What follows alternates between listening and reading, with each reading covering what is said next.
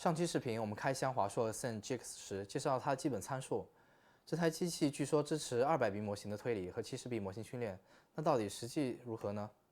我们决定来试试。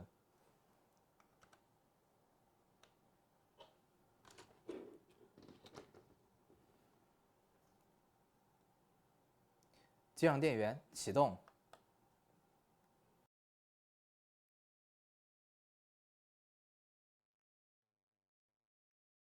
登录后看到的就是 GX10的桌面，这里可以看到系统配置：128G 内存、ARM 架构 CPU、GB10显卡。这台机器官方给的 GTX OS 其实是基于乌邦图系统的。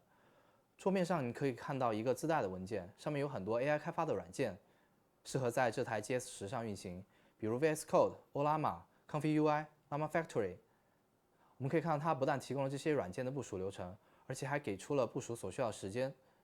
不管是语言模型或者多模态模型的推理、模型训练、代码、数据科学任务，都有对应的软件适配。那我们这期的主题是要验证一下 GX10的模型推理能力。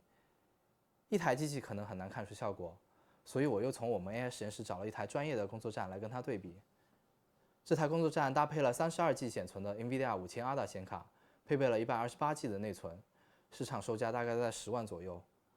无论从价格和体型上看，好像 GX10都比较吃亏，但真实情况是怎么样的呢？我们选择2组模型，对2台机器测试。Round 1. 第一回合是千问3的32B 模型，我们可以看到，在单并发的输出速度上 ，GX10差不多是9 token 每秒，基本上跟我们人类的阅读速度差不多。而5000 ADA 那边是22 token 每秒，速度是5000 ADA 的1半左右。再用我们自研的工具测试一下多人同时使用的并发场景。在4并发下 ，GX10平均7.5 token 每秒，5000 ADA 平均9.9 token 每秒。第一轮 GX10惜败。Round 2. 第二回合，我们再试一个更大的模型 ，GPT OSS 120B。我们知道这个模型需要65G 左右的显存。我们可以看到 GPT OSS 120B 在 GX10上运行，加载耗时是8秒。而在5000 ADA 上，因为显存只有32G， 模型一半加载到了 GPU， 另外一半要加载到内存，加载耗时9分钟，相当于你看完这个视频，模型还没启动起来。好，下面开始推理。哇，好快！我们可以看到 GX10输出速度达到惊人的35 token 每秒，而5000 ADA 这边输出速度只有13 token 每秒。第二轮 GX10完胜，模型加载速度比5000 ADA 快30倍以上，输出快3倍左右。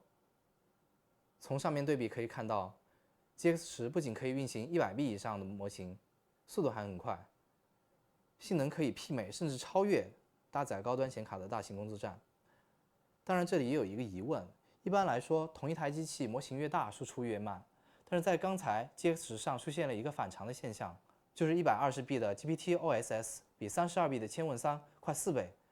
我们猜测这可能跟 GPT OSS 的原生训练方式有关。它是通过将 MO1 权重量化为 FP4 格式后进行的后训练，而 GB10 显卡基于的 Blackwell 架构对于 FP4 格式具有原生加速。当然，这只是我们的猜测，大家有其他观点可以在评论区留言。好，这期视频先到这里，后续我们会针对 GX10进行多模态、3D 建模、模型微调等深度评测，敬请关注。